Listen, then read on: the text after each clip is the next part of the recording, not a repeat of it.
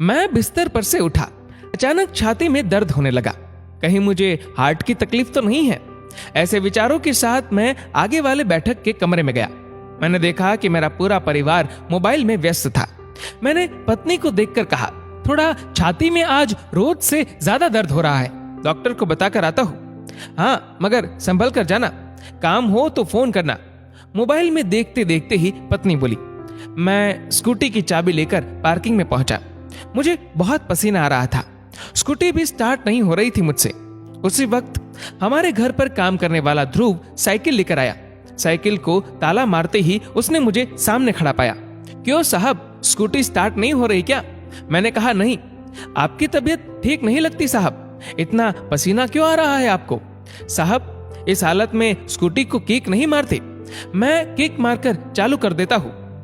ध्रुव ने एक ही किक मारकर स्कूटी चालू कर दी। साथ ही पूछा, साहब अकेले जा रहे हो? मैंने कहा, हाँ। उसने कहा, ऐसी हालत में अकेले नहीं जाते, चलिए मेरे पीछे बैठ जाइए। मैंने पूछा, तुम्हें स्कूटी चलानी आती है? साहब, गाड़ी का भी लाइसेंस है, चिंता छोड़कर बैठ जाइए। पास ही एक अस्पताल में हम पहुंचे। ध्रुव दौड़कर अंदर गया और व्हील चेयर लेकर बाहर आया। साहब, अब चलना नहीं, इस कुर्सी पर बैठ जाओ। ध्रुव के मोबाइल पर लगातार घंटियां बजती रही। मैं समझ गया था फ्लैट में से सबके फोन आते होंगे कि अब तक काम पर क्यों नहीं आया।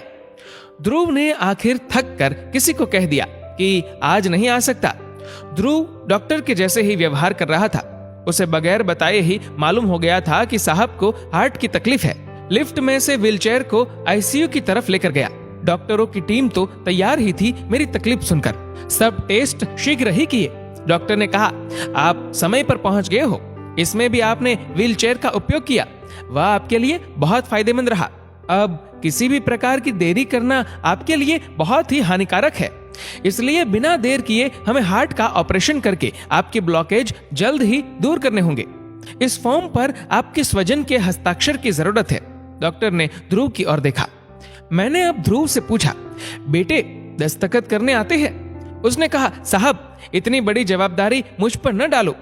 बेटे, तुम्हारी कोई जवाबदारी नहीं है, तुम्हारे साथ भले ही खून का रिश्ता नहीं है, फिर भी बगैर कहे तुमने अपनी जवाबदारी पूरी की।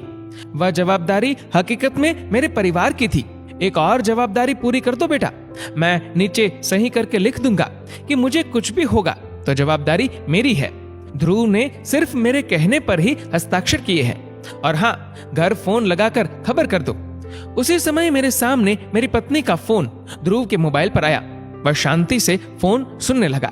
थोड़ी देर के बाद ध्रुव बोला, मैडम, आपको पगार काटने का हो तो काटना, निकालने का हो तो निकाल देना, मगर अभी अस्पताल में ऑपरेशन शुरू होने के पहले पहुंच जाओ। हाँ मैडम, मैं साहब को अस्पताल लेकर आया हूँ। डॉक्टर ने ऑपरेशन की तैयारी कर ली है और राह देखने की कोई जरूरत नहीं है। मैंने कहा, बेटा घर से फोन था? हाँ साहब। मैंने मन में पत्नी के बारे में सोचा। तुम किसकी पगार काटने की बात कर रही हो और किसको निकालने की बात कर रही हो? आंखों में आंसू के साथ ध्रुव के कंधे पर हाथ रखकर मैं बोला, बेटा चिंता नहीं करते, मैं एक संस्था में सेवाएं देता हूँ। वे बुजुर्ग लोगों को सहारा देते हैं। वहां तुम जैसे ही व्यक्तियों की जरूरत है। तुम्हारा काम बर्तन कपड़े धोने का नहीं है, तुम्हारा काम तो समाज सेवा का है। बेटा पगार मिलेगा, इसलिए चिंता बिल्कुल भी मत करना। ऑपरेशन के बाद जब अगले दिन मैं होश में आया, मेरे सामने मेरा पूरा परिवार नतमस्तक खड़ा था। मैं आंखों में आंसू लिए बोला, ध्रुव कहाँ है? पत्नी बोली, वो अभी ही छुट्टी लेकर गांव चला गया। कह रहा था कि उसके पिताजी हार्ट अटैक से गुजर गए हैं, 15 दिन के बाद फिर आएगा। अब मुझे समझ में आया कि उसको मेरे अंदर उसका बाप दिख रहा होगा। हे प्रभु, मुझे बचाकर आपने उसके बाप को उठा लिया। मेरा पूरा परिवार हाथ जोड़कर नतमस्तक मुझसे माफी मांग रहा था। इतने में डॉक्टर साहब ने आकर पूछा, सबसे पहले ये बताइए ध्रुव आपके क्या लगते हैं? मैंने कहा, डॉक्टर साहब कुछ संबंधों के नाम या गहराई तक न जाए तो ही बेहतर होगा, उससे संबंध की गरिमा बनी रहेगी। मैं बस इतना ही कहूंगा कि वो आपात स्थिति में मेरे लिए फरिश्ता बनकर आया था। आप सबसे बस अंत में इतना ही कहूंगा कि अपने बच्चों को बड़ा अधिकारी या व्यापारी बनाने से पहले एक अच्छा इंसान बनाएं। दोस्तों, इस वीडियो को लेकर आपकी क्या राय है नीचे कमेंट करके जरूर बताएगा। और अगर आपको वीडियो अच्छा लगा हो तो इस वीडियो को लाइक करेगा, शेयर करेगा ज्यादा से ज्यादा लोगों तक। और ऐसे ही और भी इंस्पिरेशनल वीडियोस के लिए सब्सक्राइब करें हमारे यूट्यूब चैनल को और फेसबुक पर फॉलो करें हमारे पेज को। धन्यवाद।